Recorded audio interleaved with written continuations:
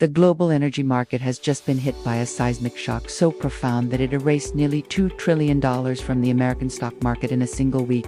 But to focus only on the financial chaos is to miss the bigger picture.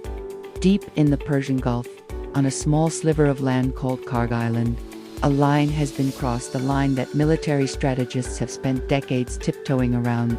Today, the question isn't just about oil prices or portfolio losses. The question is whether the world is on the brink of witnessing a total collapse of the global energy system, and whether the Strait of Hormuz, the most important waterway you've never thought about, is about to become the epicenter of a major conflict. To understand the gravity of this moment, we have to look at what Kharg Island actually represents. It's not just a military base.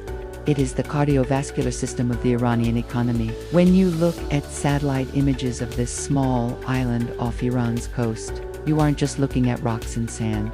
You are looking at the nexus where approximately 90% of Iran's crude oil exports leave the country.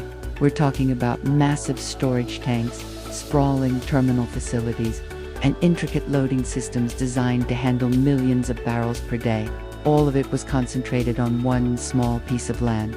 And now, much of it lies in ruins. When the US military decided to strike Kharg Island, they weren't just attacking a military installation. They were targeting the economic lifeblood of a nation. In geopolitical strategy, this is a form of escalation dominance taken to its most dangerous extreme. It's a move that signals to an adversary that their most vital national assets are now in the crosshairs. The infrastructure there represents decades of investment and is the physical manifestation of Iran's ability to engage with the global economy. Without Kharg Island, Iran's oil exports don't just decrease, they effectively stop. But this attack wasn't a random act of aggression.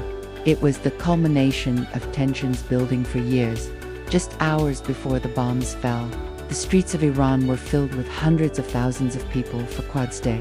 But this year was different. Iranian leaders weren't behind bulletproof glass. They were in the streets, taking selfies, walking through crowds without visible security details. Just days earlier, US defense officials had suggested that Iranian leadership had gone underground, fearing American strikes.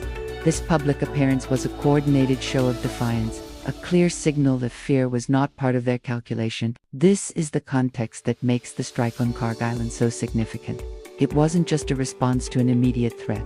It was a calculated decision to escalate at the precise moment Iran was demonstrating confidence and popular support. So, what happened next?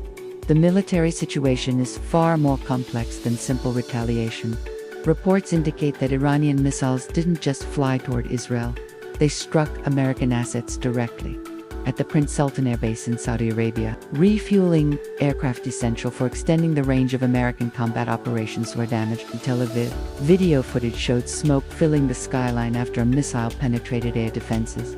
This is the reality that has returned to the region. The US military operates on a doctrine of overwhelming response. But what happens when the adversary has already calculated the cost and decided they are willing to pay it? Iran has demonstrated it can reach American bases and penetrate Israeli defenses. The strike on Kharg Island is a direct challenge to that doctrine. But the strike changes the calculation in ways that extend far beyond immediate military consequences. To understand why, you have to look at the global oil market as a physical system with vulnerable points. The Strait of Hormuz is the ultimate choke point. At its narrowest, it's just 21 miles wide, yet 20% of the world's oil passes through it. Iran has spent decades preparing for the possibility of closing that strait. If they follow through on their threats that if their oil cannot leave, no one's oil will leave, the global economy faces a shock unlike anything since the 1970s. We aren't just talking about expensive gasoline. We're talking about broad inflation across every sector: food, manufacturing, shipping. A sustained spike means the kind of stagflation that central bankers have nightmares about. And this is happening as the American economy shows signs of fragility. The $2 trillion loss in the stock market isn't just a number. It represents retirement accounts losing value and consumer confidence eroding. Now, the market must digest the possibility of a sustained conflict in the world's most important oil-producing region. Here is the core dilemma. The US has effectively attacked Iran's economy at its most vulnerable point. But this strategy assumes Iran will accept the damage and seek escalation. That assumption may be flawed. Iran knows it cannot match American military power in a conventional fight. It doesn't need to. It only needs to control the strait and convince global markets that the risk of shipping oil through the Persian Gulf is too high. This is asymmetrical warfare applied to the global economy. Iran doesn't need to defeat the US militarily.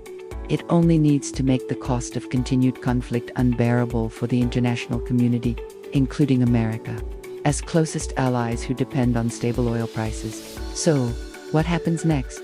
Let's look at the scenarios. In a contained conflict, Iran absorbs the damage and focuses retaliation on military targets. Oil prices remain elevated but stable. This is the optimistic view, and it's looking unlikely. Next, closing the strait. Iran attempts to block the waterway. The US Fifth Fleet responds, leading to the largest naval conflict since World War II. Oil prices spike, triggering a global recession. Then there's regional drawn. Saudi or Emirati facilities are hit. The conflict expands, and the entire region becomes a war zone. And the worst case, American ships are sunk, or bases are overrun. The political pressure for a massive response becomes overwhelming, potentially targeting Iranian leadership directly. This is how regional conflicts become global crises through a cascade of escalating responses. Why now? Why did the US cross this red line? Officially, it was military necessity. But there is a political dimension. The administration is under immense pressure to demonstrate strength amid economic volatility. However, the strike on Kharg Island may have done the opposite. It has revealed that despite overwhelming military superiority, the US cannot fully protect its allies from retaliation. American bases have been hit, Israeli cities have been hit. This is the world we now inhabit.